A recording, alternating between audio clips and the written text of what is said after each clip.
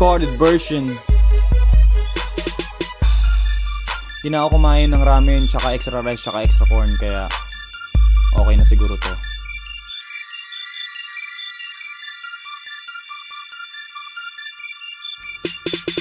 Subukan na natin kung paano magsalita na meron bita tema nilapatan at nakalikhain. Hindi na ng tropa nakinig naman sumalinga. Hindi nakikiuso pero di naman tumasama. Kung medyo mabilis lang, pwede sige please lang, pakilakasan na maintindihan. Nagmamabilis lang, kunwari matamis ang banatan ng aking labi na wala naman na liriko. Yung lalim malahigop ng sabaw ng sapatito, minikaniko ni Monica. Makina ni Monic panahon ngayon, babae na naliligo. Di na pare ko at di ko din alam kung bakit ko ba sinasabi to. Hindi ko alam kung magugustuhan na makakanood. Huwag mo nang husgahan, kung may comment ka lang, makilike ka na lang. First time ko wala naman, sumuporta na lang.